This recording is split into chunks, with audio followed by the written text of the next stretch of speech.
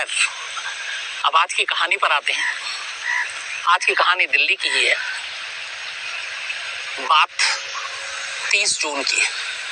30 जून को दिल्ली के मोहन नगर इलाके में एक 75 साल की महिला रहती थी, कविता। उनके बेटा और बहू किसी की डेथ हो गई थी फैमिली में, तो वो दोनों चले गए थे दिल्ली से बाहर हरियाणा। घर में अपनी बुजुर्ग माँ को छोड़ गए थे। 75 साल की, नाम कविता था। इसके बाद बेटा और बहू 3 तारीख को घर लौटते हैं दिल्ली। जब वो घर लौटते हैं तो बड़े हैरान होते हैं, देखते हैं कि घर के बाहर ताला लगा हुआ है, लेकिन वो ताला उनका नहीं था, क्योंकि बेटा और बहू वही रहते थे। जब भी ये लोग तीनों बाहर जाते तो वो अपना ताला लगा कर जाते थे। वो ताला नया था। अब उन्हें बड़ी हैरानी होती है। इसके बाद किसी तरह वो ताले को तोड़ते हैं, घर के अंदर दाखिल होते हैं, देखते हैं माँ है नहीं। पड़ोसियों से पूछते हैं, इधर उधर पूछते हैं, कहीं माँ का सुराग नहीं मिलता। परेशान होकर बेटा जाकर पुलिस स्टेशन में रिपोर्ट लिखा देता है गुमशुदगी की। पुलिस आती है, पड़ोसियों से, तमाम लोगों से बात करती है, ये भी पता करती है कि इनकी तबीयत कैसी थी, बाकी चीजें सब कुछ ठीक। घर में कोई लूटपाट हुई तो बेटे ने सारी, बहू ने तलाशी ली, घर में कोई ऐसी चीज गायब नहीं, सब जगह अपनी, सभी चीजें अपनी जगह थी। तो अब सवाल ये था कि वो बुजुर्ग महिला गायब कहाँ हो गई। पुलिस ये सारी चीजें तफ्तीश कर रही थी और कुछ ऐसा सुराग मिला नहीं। तभी अचानक उस घर में मौजूद एक सिपाही की नजर उसी घर में रखे एक फ्रिज पर पड़ती है। व्हाइट कलर का ये फ्रिज, सफेद रंग का। उसमें ऐसी कोई चीज नहीं थी जो किसी को चौंकाए, लेकिन वो करीब से जाकर देखता है तो उस फ्रिज के ऊपर खून की बूंदें, तब बूंद भी पूरा नहीं कहेंगे, बहुत मामूली सी, एक तरह से छींटे जो थे, 2-3 स्पॉट थे। उसने बहुत करीब से देखा, अपने सीनियर अफसरों को बुलाया, बोला कि मेरी नजर और तजुर्बा ये कहता है कि ये ब्लड है। और वो सूख चुका था और चिपक चुका था। सीनियर पुलिस वाले आते हैं, वो देखते हैं और वो भी पहचान जाते हैं पहली नजर में कि ये खून के ही छींटे हैं।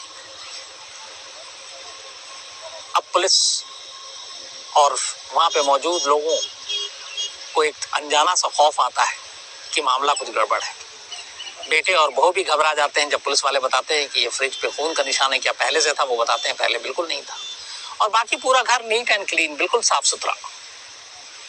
अब पुलिस को लगता है कि कुछ ना कुछ गड़बड़ है। इसके बाद पुलिस अब आसपास के सीसीटीवी फुटेज को खंगालना शुरू करती है। कोई कामयाबी नहीं मिलती। लेकिन फिर अचानक एक घर के सामने से मिला हुआ सीसीटीवी फुटेज पुलिस को चौंका देता है। उस सीसीटीवी फुटेज में पुलिस देखती है कि सुबह 6:45 पर 1 जुलाई, 1 जुलाई की सुबह 6:45 पर इन्हीं बुजुर्ग महिला के घर से 3 लोग निकल रहे हैं, बल्कि 2 लोग निकल रहे हैं और एक बाहर खड़ा हुआ है। एक मेल है और एक फीमेल, और उनके हाथ में 2 बड़े बड़े बैग हैं, और जो देखने में वजनी लग रहा है क्योंकि उस बैग को वो घसीट रहे हैं। घसीटने के बाद वो उसे रिक्शे पे रखते हैं और वहां से निकल जाते हैं। थोड़ी देर के बाद उनमें से मेल फिर वापस आता है, घर के अंदर जाता है और फिर एक बैग लेकर निकलता है, और फिर उसे घसीटते हुए बाहर आता है, रिक्शे पे रखता है और निकल जाता है। अब ये भारी बैग 1 जुलाई की सुबह उसी घर से लेकर निकलते हुए सीसीटीवी कैमरे में कैद। पुलिस को मामला गड़बड़ नजर आता है। अब इसके बाद पुलिस तफ्तीश शुरू करती है। पहले तो वो मेल और फीमेल कौन, अब पुलिस पड़ोसियों से पूछताछ करती है। इसी पूछताछ के दौरान पुलिस को पता चलता है कि 1 तारीख से ही उसी मोहल्ले में रहने वाला एक पति पत्नी अनिल मौर्य और उसकी पत्नी कामिनी, ये दोनों गायब हैं। अब पुलिस को लगता है कि ये कैसा इत्तेफाक है, 1 तारीख की सुबह ही ये सीसीटीवी फुटेज में बैग लेकर जाते हुए एक महिला और पुरुष है, और एक महिला और पुरुष उसी मोहल्ले में रहने वाले, और दोनों गायब हैं। पुलिस को कुछ दाल में काला नजर आता है। इस दौरान में पुलिस लगातार लोगों से पूछताछ कर रही थी, तभी एक ऑटो वाला मिलता है। वो ऑटो वाला बताता है कि 1 तारीख की सुबह 6:45 पर उसके पास फोन आया था अनिल मौर्य नाम के एक शख्स का। वो पहले से जानता है क्योंकि पहले भी कई बार उनका काम कर चुका है, और उन्होंने कहा कि कुछ चिकन है, उसको लेकर जाना है, तो तुम ऑटो लेकर आ जाओ। अनिल मौर्य दरअसल में इवेंट मैनेजमेंट का काम करता था, शादियां, पार्टियां, तो ये खाने पीने की चीजें कई बार वो अपने घर पे मंगाता था और फिर ले जाता था, चाहे सब्जियां या चिकन। तो ऑटो वाले ने कहा ठीक है, और उस बैग में वो ऑटो वाले के अंदर वो ले जाकर रखता है वो बैग और बताता है कि इसमें चिकन है। इसके बाद ऑटो को वो ले जाता है और नजफगढ़ के पास एक सुनसान जगह पे ऑटो से उतर जाता है, बैग उतार लेता है और कहता है कि हमें यहाँ से हमारी गाड़ी आ रही है जो अपनी इवेंट की है कंपनी की, और यहाँ से हम आगे जाएंगे, तुम जाओ। तो उसको पैसा दे देता और वो चला जाता है। ये ऑटो वालों का बयान था। अब पुलिस को डाउट होता है। अब पुलिस उन दोनों को ढूंढती है, अनिल और कामनी पति पत्नी को। पता चलता है कि इनका लोकेशन उत्तराखंड में रानीखेत में है। दिल्ली पुलिस की एक टीम फौरन रानीखेत रवाना हो जाती है, लेकिन जब वो पहुंचती है तब तक वो दोनों वहां से निकल चुके थे। इसके बाद फिर से उनके मोबाइल को सर्विलांस पे लगाया जाता है, इधर उधर तलाशी होती है।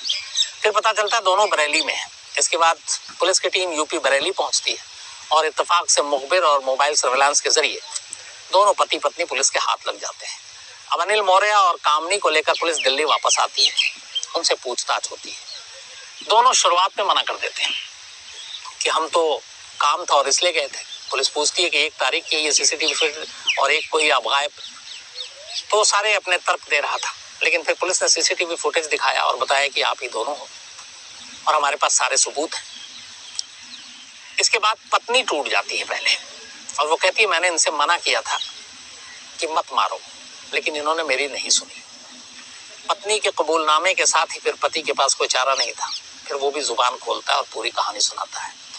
कहानी ये थी कि अनिल मौर्य एक इवेंट मैनेजमेंट में काम करता था।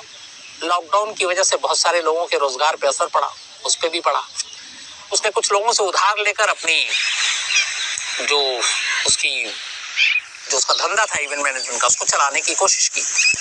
और इसी उधार के चक्कर में 1.5 लाख रुपए उसने इन बुजुर्ग महिला से यानी कि कविता जी से 1.5 लाख रुपए लिए और उससे कहा था उनसे कि एक तय वक्त के अंदर वो लौटा देगा। लेकिन वो तय वक्त बीत गया, पैसे लौटाए नहीं। इधर ये बुजुर्ग महिला लगातार उससे तकाजा कर रही थी पैसे की, वो दे नहीं रहा था। हर दूसरे तीसरे दिन बात होती। अनिल मौर्य इसको लेके बड़ा एक तरह से गुस्से में आ गया कि डेली वो तकाजा कर रही है और उसके पास पैसे नहीं कि वो लौटाए। इसी दौरान में उसे पता चला कि 30 जुलाई को कविता के बेटा और बहू दोनों एक फैमिली में डेथ हो गई, हरियाणा जा रहे हैं। तो ये घर पहुंचा और पति पत्नी दोनों गए। उसने जाके फिर कविता ने उससे तकाजा किया कि मेरे पैसे लौटा दो। कुछ उन्होंने ऐसी बात की, इसे गुस्सा आ गया। गुस्सा आया तो उसने कविता को धक्का दे दिया। धक्का दिया तो वो गिर गई। अब यहाँ पे गिरी तो उनको चोट लगी सर पे। अब कायदे से हॉस्पिटल ले जाता है या बाकी चीजें करता, लेकिन फिर गुस्सा इतना था कि उसने उस गिरी हुई बुजुर्ग महिला जो फर्श पे गिर गई थी उनका गला दबाना शुरू कर दिया। कामनी अनिल मौर्य की पत्नी का कहना है कि वो अपने पति को रोक रही थी कि मत मारो, पैसे लौटा देंगे, पर उस इतना गुस्सा में था वो कि जब तक वो अपनी पत्नी की बात सुनता या पत्नी उसे रोक पाती, वक्त बीत चुका था। गला दबाने से कविता जी की मौत हो चुकी थी। अब जब मौत हो गई तो दोनों घबरा गए। अब यहाँ पे पुलिस के जो बयान दिए दोनों में, उसके मुताबिक कि अब करें क्या करें। अच्छा, उन्हें ये भी पता है घर में कोई है नहीं, तो उन्होंने घर के दरवाजे बंद किए। घर के अंदर तलाशी ली तो उन्हें बैग मिला। बैग देखते हुए उन्हें दिमाग में ख्याल आया, क्योंकि कई बार उन्होंने फिल्मों में, सीरियल में, अखबारों में पढ़ा था, देखा था लाश कैसे ठिकाने लगाते हैं। फिर वो रसोई में गए, किचन में, वहां से उन्होंने चाकू उठाया। इसके बाद लाश के टुकड़े किए और टुकड़ों को 3 अलग अलग बैगों में डाला। पूरे फर्श को, वॉशरूम को, बाथरूम को, सबको धोया, साफ किया। इसी दौरान में ये सारा काम करते हुए उन्हें प्यास लगी, फ्रिज से निकाल कर पानी पिया, क्योंकि गर्मी का वक्त है। और उसी फ्रिज से पानी पीने के दौरान कुछ खून की बूंद की छींटे फ्रिज के दरवाजे पर रह गई। अब उन्होंने बाकी चीजें तो साफ कर दी, फ्रिज के उस दरवाजे को नहीं देखा और वो धब्बा छोड़ गया। इसके बाद ये लोग रात को अपने घर लौट आते हैं। आने के बाद सो जाते हैं। अगले दिन सुबह सुबह ये उठते हैं, 6:45 के करीब घर में जाते हैं। पहले से ही 3 बैग में सारी लाशें उन्होंने पैक कर रखी थी। उसके बाद वहां से एक रिक्शे पे बैग रखते हैं। ऑटो वाले को फोन कर दिया था, ऑटो वाला गली के दूसरी तरफ मिलता है और वो बताते हैं कि वो काम पे जा रहा है और चिकन है इसमें बैग में। और उसके बाद वो वहां से ले जाकर नजफगढ़ के करीब एक सुनसान जगह पे ऑटो वाले को रोक देता है। कहता हमारी गाड़ी आ रही है कंपनी की, अब तुम जाओ, पैसे देता। ऑटो वाला चला जाता है, लेकिन ये उसके जाते ही जिस जगह रुके थे वहां सन्नाटा था और पीछे नाला। तीनों बैग को नाले में फेंक देते हैं और फिर वहां से घर आते हैं। घर आने के बाद अपना सामान पैक करते हैं और 1 जुलाई को ही दोनों मियां बीवी दिल्ली छोड़कर उत्तराखंड पहुंच जाते हैं। खून के कुछ छींटे और सीसीटीवी फुटेज, ये 2 ऐसी चीजें थी जिसने पुलिस को कातिल तक पहुंचाया। लेकिन पहला सबूत वो खून के छींटे थे जो फ्रिज के दरवाजे पर थे। अगर वो पुलिस की नजर न पड़ती तो शायद पुलिस ये कि बुजुर्ग महिला है, कहीं चली गई होंगी, याददाश्त नहीं होगी, वक्त बीतता जाता, और जितना ऐसे केसेस में वक्त बीतता है सबूत और बाकी चीजें बेकार होती जाती हैं। लेकिन यहाँ पे एक पुलिस वाले की पारखी नजर फ्रिज पर पड़ी और खून के बूंदों ने पुलिस को एक्टिव किया और सीसीटीवी फुटेज ने बाकी का काम किया और इस तरह से एक केस सॉल्व हुआ। तो आज की कहानी में इतना ही।